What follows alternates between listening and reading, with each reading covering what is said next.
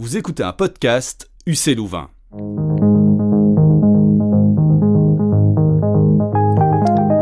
Bonjour tout le monde et bienvenue dans ce tout nouvel épisode du podcast Découvrir la science politique, le podcast lié au cours en ligne du même nom qui creuse les questions politiques avec le regard affûté du scientifique.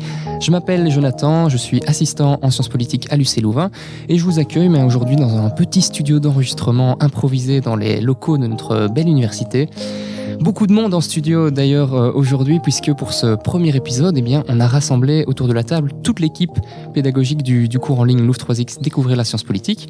Et j'ai donc le plaisir d'accueillir peut-être d'abord la professeure Nathalie Schifino. Bonjour Nathalie. Bonjour. Est-ce que peut-être tu peux te présenter et raconter, nous expliquer un peu sur quoi tu travailles ? Volontiers, donc Nathalie Schifino-Leclerc, je suis professeure de sciences politiques à l'UC Louvain et je travaille principalement sur les politiques publiques et sur la démocratie. Super, bonjour Nathalie, bienvenue. À côté de toi, on a mon collègue assistant Jean Bottin. Bonjour Jean, comment vas-tu ? Bonjour, tout va bien. Super. Va bien. Alors je suis assistant en Sciences Po et je travaille sur les innovations démocratiques et sur les agents publics qui mettent en œuvre des innovations démocratiques dans leurs organisations. Super, merci pour ta présence aujourd'hui. À côté de toi, Jean, on a Pierre Baudouins, professeur de sciences politiques également. Est-ce que tu peux nous en dire un peu plus sur toi ? Donc, Pierre Baudouin, et je travaille principalement sur le comportement politique en général. Super, merci Pierre et bienvenue. Je termine le tour autour de cette table, en tout cas avec Mine Rechamp, professeur de sciences politiques, une nouvelle fois. Vas-y, dis-nous tout, Mine. Bonjour à toutes et à tous. Pour ne pas changer, donc je travaille sur des questions politiques et plus spécifiquement, je m'intéresse à essayer de comprendre comment les sociétés s'organisent pour vivre ensemble, pour tenir malgré les divisions. Merci Mine. Et alors je n'oublie pas notre collègue qui nous a rejoint à distance également, il est presque physiquement présent avec nous, Vincent Legrand, professeur de sciences politiques. Qu'est-ce qui te amène ici Vincent et sur quoi est-ce que tu travailles toi ? Oui, donc Vincent Legrand, professeur de sciences politiques en études du développement. Je travaille pour le moment sur les résistances locales dans les pays du Sud, à ce qu'on appelle donc les injonctions, les prescriptions internationales, donc dans les agendas de développement. Donc comment ces agendas en termes de politique publique rencontrent des résistances au niveau donc local dans des pays comme la Jordanie, le Sénégal, le Rwanda notamment. Super, bienvenue Vincent, à toi aussi et merci de nous avoir rejoints dans ces circonstances par téléphone. Bienvenue donc à chacun, bienvenue à tous les auditeurs et éditrices également. Merci de nous rejoindre pour ce tout premier épisode du coup de ce podcast Découvrir la science politique. Alors, de quoi va-t-on parler aujourd'hui ? On va parler de sciences politiques, bien sûr, mais plus précisément, vous constaterez au fil des prochains épisodes que l'on abordera différents enjeux de société à travers un éclairage qu'on va qualifier de sciences politiques pour essayer de mieux comprendre ces enjeux. Alors, aujourd'hui, on va veiller ensemble à définir un peu ce spot, cet éclairage de sciences politiques et vraiment prendre le temps de cadrer les épisodes qui suivent. Parce que ce qui est intéressant avec le podcast qui va nous occuper pour les prochains épisodes, c'est vraiment de constater qu'on va se donner le luxe, prendre le temps de la réflexion, tout en restant dans un format le plus abordable possible. Le temps de la réflexion qui est donc vraiment une particularité du milieu universitaire, de se donner le luxe et le loisir de réfléchir à ces questions, à ces enjeux de société. Alors, on va faire ça dans un format le plus informel possible pour que vous restiez bien avec nous et en essayant de rester sur le subtil équilibre entre vulgarisation et la rigueur scientifique qui est caractéristique du milieu universitaire. Alors, peut-être qu'on peut se plonger directement dans le vif du sujet, ce premier épisode qui porte vraiment sur ce qu'est la politique ou la science politique. Et je vous pose la question, de manière, vous répondez comme vous le sentez ici avec le pool de professeurs qu'on a pu rassembler autour de nous. C'est quoi la politique et peut-être pourquoi est-ce que régulièrement on entend des propos plutôt négatifs tenus à l'égard de la politique dans les médias et ailleurs ? Nathalie, peut-être une... Oui, alors on peut peut-être décomposer ce mot politique en trois, en fonction du genre et du nombre, le lalet. Et donc très brièvement, puis mes collègues compléteront, on peut partir des politiques publiques, c'est-à-dire un ensemble de décisions dans toute une série de domaines qui concernent notre vie quotidienne. Ça peut être l'économie, ça peut être l'enseignement, ça peut être le sport, la culture, les finances. Un ensemble de décisions qui s'imposent à nous tous, qui vivons en société, qui vivons ensemble. Pour prendre ces décisions, il y a besoin d'une activité. Et cette activité politique, politicienne, c'est la politique. Et ça fait partie de ce que l'on appelle le politique, le domaine politique, qui consiste à nous faire vivre ensemble par des phénomènes de coopération liés au fait que le plus souvent on est en fait en désaccord et que donc il faut essayer de nous faire tous tenir ensemble dans cette société. Et ça, c'est le politique, de la même manière qu'il existe l'économique ou le social ou le culturel dans notre fonctionnement. Et peut-être, je me permets de réagir directement et de lancer peut-être la question à l'un ou l'autre collègue autour de la table. Comment est-ce qu'on pourrait classifier ou définir qu'est-ce qui est politique et qu'est-ce qui ne l'est pas? Alors, peut-être en donnant des exemples de ce qu'il est ou l'est pas, ou est-ce que tout est politique, ou est-ce que rien n'est politique? Ce qui est intéressant, c'est que tout peut devenir politique. Certains éléments nous semblent d'emblée l'être. La discussion d'une loi au Parlement, ça nous semble d'emblée être politique. Tout phénomène n'est pas forcément politique, mais peut le devenir. Le prix de l'essence, on va se mettre d'accord a priori d'abord ensemble sur le fait que c'est plutôt économique que politique. Mais à partir du moment où des citoyens décident d'investir des ronds-points, de bloquer des routes, de manifester ensemble contre l'augmentation du prix de l'essence et ce que ça implique dans leur quotidien, on a tout de suite tous ensemble en tête l'image des gilets jaunes. Là, on est sur un phénomène qui devient politique, qui demande l'intervention des autorités publiques. Un élément qu'on peut mobiliser souvent pour analyser ce qui est politique ou pas dans une société, c'est penser en termes de régime. Et donc, typiquement, dans un régime autoritaire ou totalitaire, on sait que le régime va avoir tendance, donc plutôt pour être plus précis, dans un régime totalitaire, on sait que le régime va avoir tendance à politiser l'ensemble des sphères de la société. Et donc, toute activité, qu'elle soit artistique, culturelle, sera considérée comme faisant partie d'une promotion du régime, alors que dans une démocratie libérale, comme on les connaît en Europe occidentale, des manifestations artistiques, sportives, etc. peuvent avoir une dimension politique, mais ne sont pas nécessairement mobilisées par le régime pour promouvoir le régime. Et Vincent, je vois que tu nous fais signe.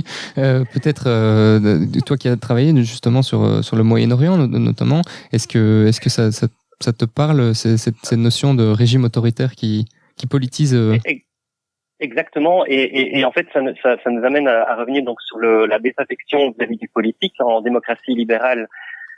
Il y a donc cela souvent est exprimé dans les termes de la crise de la représentation politique, donc c'est-à-dire que les citoyens ne se sentent pas ont ce sentiment de ne pas être bien représentés, qu'ils sont quelque part un peu dépossédés du pouvoir. D'ailleurs, on peut faire un lien avec les populismes qui entre dans cette groupe présenter la situation de divorce entre des élites et le peuple.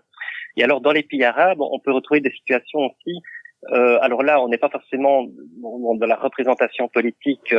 Donc, si on est dans des régimes autoritaires, on va parler plus largement de crise de légitimité, de crise la relation entre les gouvernants et les gouvernés. Et c'est très complexe la question du politique là-dedans, puisque si je prends le cas par exemple qui était manifeste du fameux printemps arabe, donc de l'hiver 2010-2011 en Algérie, eh bien la contestation a été de moindre intensité que dans d'autres pays arabes. On a vu vraiment des changements très importants, notamment en Tunisie, en Égypte, pour ne pas parler des situations chaotiques dans d'autres situations. Mais la contestation, les contestataires se présentaient comme apolitiques, ce qui indique toute la difficulté de traduire des problèmes de société, le mouvement social, quelle est l'issue, le débouché, en termes de traduction politique, à partir du moment où les contestataires eux-mêmes se situent en dehors du politique, probablement parce que le politique a une mauvaise presse, ou ils ne veulent pas se situer dans une modalité d'action politique, alors que d'un point de vue d'observateur extérieur, on ne peut pas dire que ce soit complètement déconnecté du politique, bien entendu, puisque il y a une contestation donc du politique. C'est ça, mais merci pour ces éclairages. Et là, j'entends, si je comprends bien, que finalement, tout peut a priori être ou devenir politique. Rien ne l'est par défaut, si ce n'est certains champs spécifiques de la société. Et on se rend compte qu'en fonction des lieux, de la géographie, de l'état peut-être dans lequel on se trouve aussi, certains éléments sont davantage politisés que d'autres.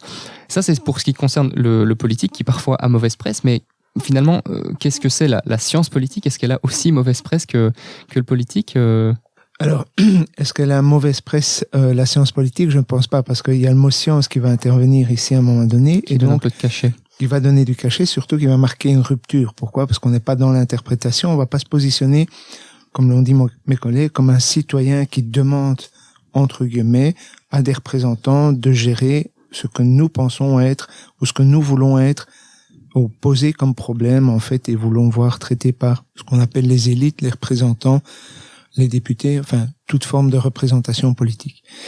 Donc, la science, en fait, la science politique va devenir une science parce que elle va marquer cette rupture, donc cette fameuse prise de distance par rapport au phénomène, et va essayer de s'orienter vers une explication du phénomène beaucoup plus que sur une interprétation du phénomène.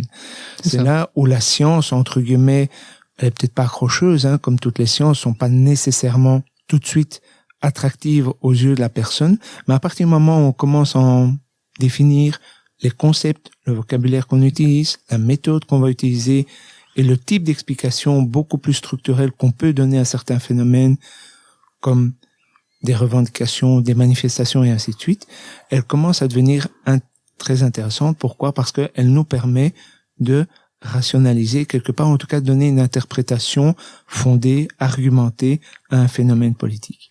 Ça, merci. Donc ça nous explique un peu d'où ça vient, la science politique. On parle aussi d'ailleurs parfois finalement de science politique au pluriel.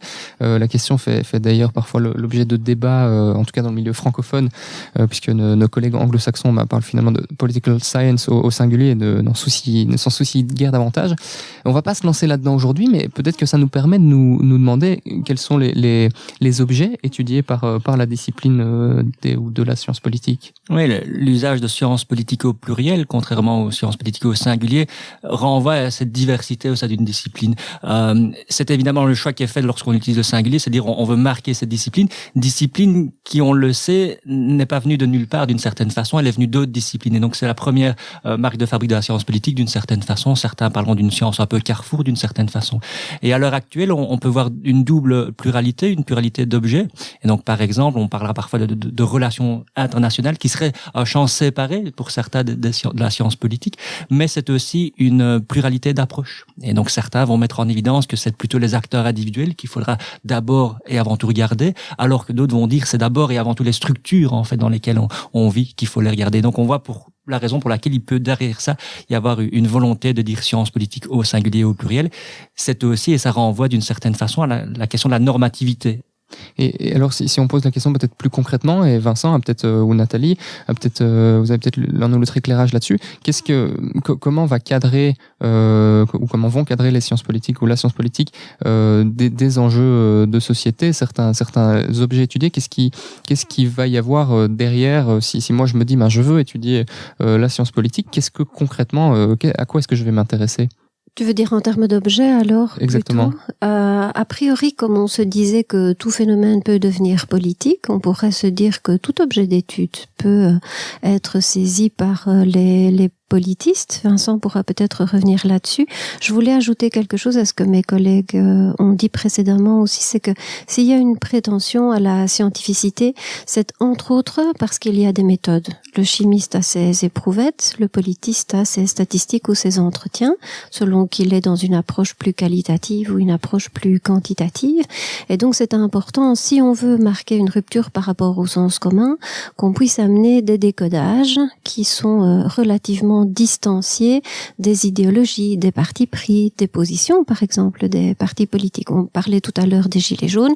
Il y a un article qui vient de sortir dans une revue assez cotée en Sciences Po, la revue française de Sciences Po, qui analyse statistiquement le profil des Gilets jaunes, quelles sont leurs caractéristiques socio-démographiques et quelles sont les modalités qu'ils utilisent pour protester. Mettre un gilet jaune sur le dos, oui, mais aussi manifester sur les Champs-Élysées. À partir du moment où on étudie ça avec une certaine récurrence, on peut avoir la prétention de monter en généralité pour essayer de poser, peut-être pas que l'obus à 100 degrés de manière systématique, on travaille sur l'humain, donc il nous échappe toujours quand même un petit peu en partie, mais pour quand même cadrer justement un petit peu, alors ici sur le plan de la méthodo, le propos qu'on veut amener. Et peut-être que Vincent, en termes de cadrage théorique et d'objet, il y a des choses que tu veux amener aussi. J'ajouterais que centralement, c'est véritablement l'intérêt pour la question du pilotage des sociétés humaines, en fait. C'est vraiment la question du pouvoir, comment des sociétés humaines s'organisent avec différentes modalités de pouvoir, comment certains de la société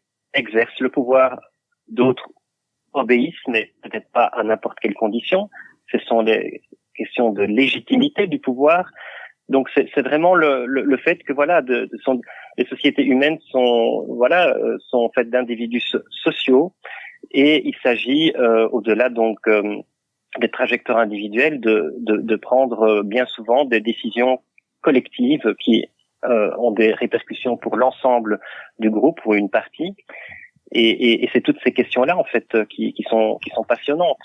C'est ça. Certains mots-clés ont été lâchés. Je vois que certains de ces mots-clés ont éveillé l'attention de Jehan, qui veut ajouter quelque chose à ce sujet-là. Juste après avoir discuté de ces objets, et pour revenir sur ta question sciences politiques au singulier, au pluriel, ce que je trouve intéressant, c'est que utiliser sciences politiques au pluriel permet de reconnaître que sur des objets complexes comme ceux qu'on vient d'évoquer, il est nécessaire de ne pas se cantonner à une science politique qui aurait des frontières très strictes, et donc on reconnaît en ayant ce pluriel que d'autres disciplines doivent être mobilisées, qui sont au pourtour de la science politique, si on considère que la science politique est au centre, ou en tout cas qui permettent de toucher ces enjeux-là. Et donc typiquement, elle est au centre, en tout cas. parler de ces objets doit être envisagé aussi avec une perspective juridique, aussi avec une perspective sociologique, statistique, économique.